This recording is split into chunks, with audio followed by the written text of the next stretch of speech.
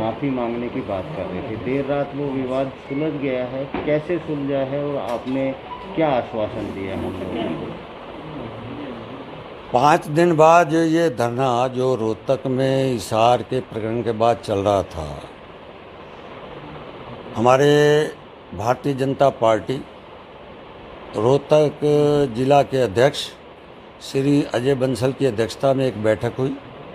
बैठक के अंदर सभी सम्मानित कार्यकर्ताओं ने जिला अध्यक्ष को पावर दे दी, क्योंकि एक व्यक्ति का ये विवाद नहीं है, एक पार्टी का विवाद है। क्योंकि मैं हिसार की कार्यसमिति की बैठक में गया हुआ था, उसके बाद से ये विवाद मीडिया के माध्यम से चला आ रहा था और वो लोग मेरे खिलाफ विरोध करने के लिए, क्षमा याचना के लिए, एफआईआर दर्ज कराने के लिए कर रहे थे। वो हिसार से चलकर रोहतक आके बैठे। उन्होंने यहाँ रोहतक में बैठकर ये धरने पे कहा, आपके चैनलों में कहा कि मनीष कुमार ग्रोवर माफ़ी मांगे, खेद प्रकट करे और धरने पर आए।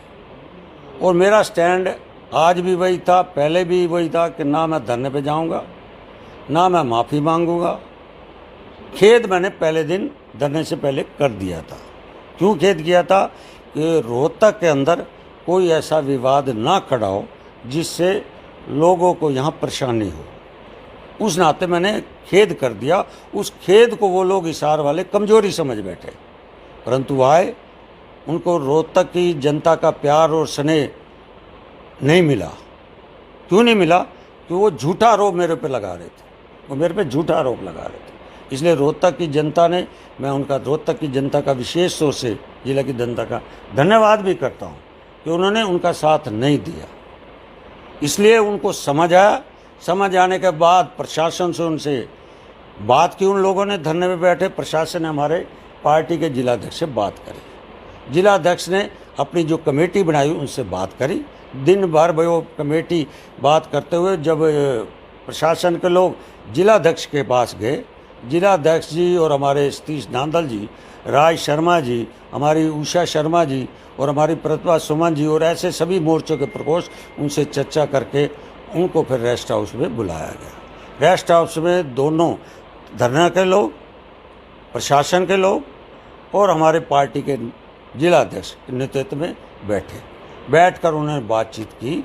बातचीत करने के बाद एक अच्छे तरीके से उन्हें बात करके उस वाद विवाद को ख़त्म किया। और मेरे पास फिर फ़ोन आया, मैं गया। जाने के बाद मैं 10-15-20 मिनट बैठाऊँगा। बैठने के बाद हो गया जी, ठीक है चलो, हम चल पड़े। चलने के बाद अपने बीच में जो कम्युनिस्ट अपना नेता है कामरेड इंद्रजीत, उन्होंने कहा एक बार बहनों से आप मिल लो। मैं मिल लेता हूँ, मुझे कोई दिक्कत नहीं। जब वो बहनें आई कमरे में, वो मुझे एक माँ के जैसा लगा कि बड़ी उम्र की थी। कोई 75 साल की थी, कोई 80 साल की थी, कोई 85 साल की थी, बड़ी उम्र की थी। अब मुझे ये लगा कि जो ये बात कर रहे हैं वह अश्लील हरकतें मैंने इनके सामने की हैं, अब मेरी माँ जैसी हैं। और ये इनको बता रहे थे बहन है, औरत है। जब एक माँ जैसी नज़र आए मुझे, और उसके बाद मेरा एक मानवता भी कहती है, क्योंकि हमारा समाज, हिंदू समाज, बड़ों की इज्जत करने वाला है। और मुझे संस्कार भी माँ बाप ने ऐसे दिए, मेरे संगठन के संस्कार भी ऐसे हैं कि बड़ों की इज्जत करना।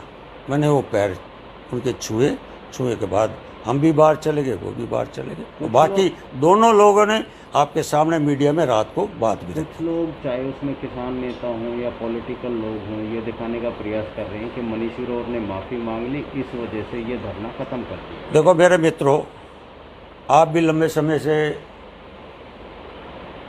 न्यूज़ उठाते हो, लोगों से चर्चाएं करते हो। कहीं ना कहीं वो बात आपके कैमरे में भी आई होगी, माफ़ी वाली। कहीं ना कहीं किसी ने देखा भी होगा, सुना भी होगा। उसकी वजह ना किसी कैमरे ने देखा ना सुना। और अंदर कम से कम 20 लोग थे, 25 लोग थे, सबके हाथ में मोबाइल भी थे। उन किसान नेताओं के थे, जो किसान नेता बोल रहे हैं, वो भी थे अंदर। सबके हाथ में मोबाइल आज मिलता, 1 मिनट में सबकी बात रिकॉर्ड हो जाती है, उसकी फिल्म बन जाती है। देखो, मैंने कहा कि जो बात मैंने पहले कही आज विश्व का पार्टी का आदेश मानता हूँ।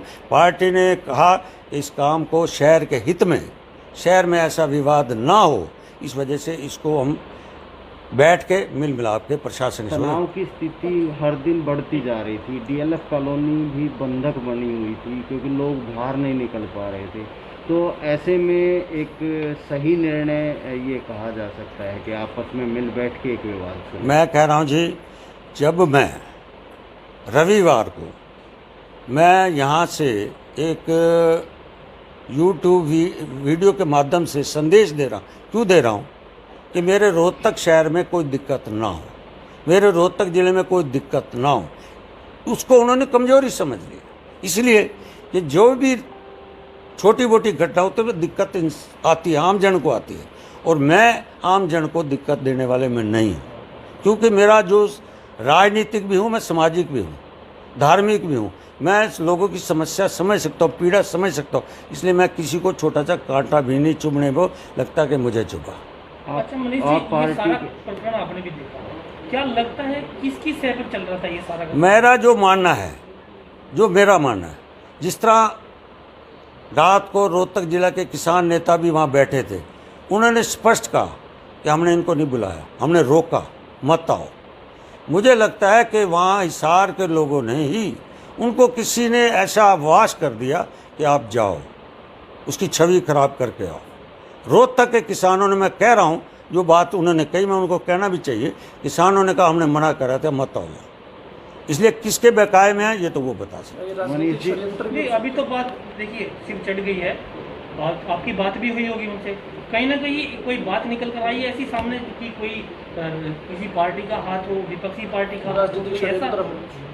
देखो, मैं अभी सच्चाई बताऊं, जो रात के विषय में ऐसा मैं किसी का नाम लेना अभी ठीक नहीं, परंतु जो मुझे लगता है कि मेरी छवि को खराब करने के लिए हिसार से चलकर यहाँ कर बैठे हैं, तो अभी मेरा किसी के ऊपर ऐसा आक्षेप लगाना ठीक नहीं। आप पार्टी के उपाध्यक्ष हैं, बीजेपी के नेताओं पर हमले हो रहे हैं, कहीं गाड़ियां तोड़ी जा रही हैं, कहीं कपड़े फाड़े जा रहे हैं, तो ये किसान आंदोलन से संबंधित मानते हैं आप इनको, या और भी कोई लोग हो सकते हैं? देखो मित्रों, मैं कहना चाहता हूँ, किसान खेत में है,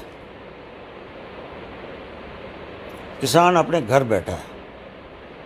अब कल की घटना लगा लो, सरसा के अंदर जिस तरह राकेश टिकैत जी वहाँ गए, उनको छुड़वाने के लिए गए, जिन्होंने रणबीर गंगवा के ऊपर हमला कर रखा था, जानी हमला कर रखा था, लाठियों से, पत्थरों से उनके ऊपर हमला किया गया था, तो वो किसान होते हैं क्या? वो किसान नहीं हो सकता।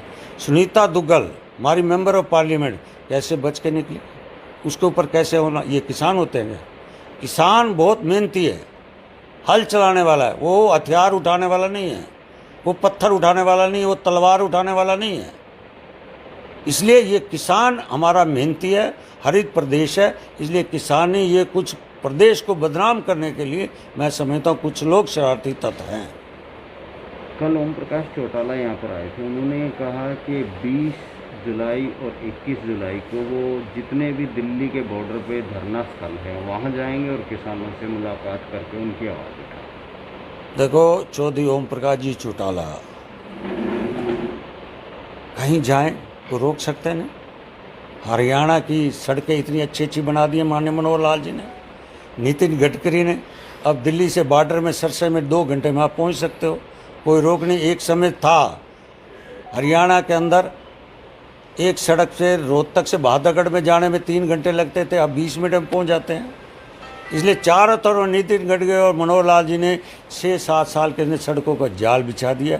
खुली जाएं, तेल कम लगेगा, समय कम लगेगा, कोई रोक नहीं सकता। राजनीतिक हस्तक्षेप हो रहा है आंदोलन में, राजनीतिक हस्तक्षेप हो रहा है, राजनीतिक। देखो, मैं ये कहना चाहता हूँ, 2014 देश की जनता ने मोदी जी को ताकत दी, 2019 में देश की जनता ने मोदी जी को ताकत दी, प्रदेश में भारतीय जनता पार्टी को प्रदेश की जनता ने ताकत दी।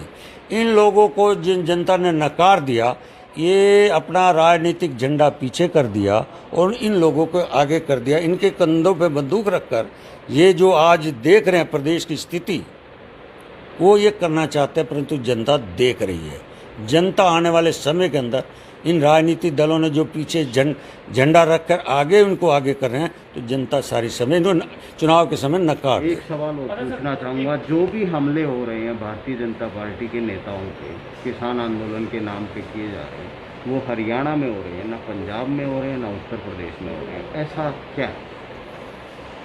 मैंने पहले कहा हताश, निराशा, जमीन खिसक जाना, उसी उद्देश्य से कर रहे हैं। और आस्ता आस्ता इनकी पोल खुल रही है, इनकी पोल खुल रही है। क्यों?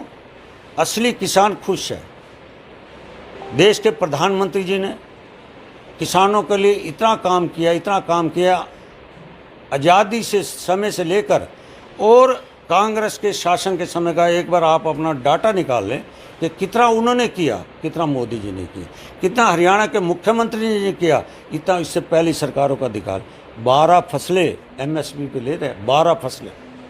पंजाब नहीं ले रहा, राजस्थान नहीं ले रहा, कोई और स्टेट नहीं ले रही। जो बगल में हमारे हैं पंजाब और राजस्थान, उनका डाटा निकाल लें। सरसों 7200 रुपये, गेहूँ 19,000 करोड़ की उनके खातों में सीधी गई है किसानों के, सीधी। जैसे पेंशन, बुढ़ापा पेंशन, विधवा पेंशन के लिए लोग धर्मशाला में 4-4 घंटे थैले लेकर हमारी माँ बहनें विधवा आती थी, अब उनके घर के अंदर पेंशन जा रही है। ऐसे किसानों भी अब उनके घर के खाते में पैसा जा रहा है। अच्छा मनीष जी, ओम प्रकाश चौटाला ने कहा है कि देश में मध्यवर्ती चुनाव की संभावना जताई जा रही है इस तरह से, क्योंकि आम जन में काफ़ी रोष बताया उन्होंने कि आम जन में काफ़ी रोष है, और ऐसे में कहीं ना कहीं जो हम मध्यवर्ती चुनाव होंगे और भाजपा को करनी पड़ेगी। चौधरी ओम प्रकाश चौटाला जी, मैं आदरणीय सम्मानित, मैं इज्जत करता हूँ दिल से। मुंगेरी लाल के सपने ले रहे हैं, लेने चाहिए।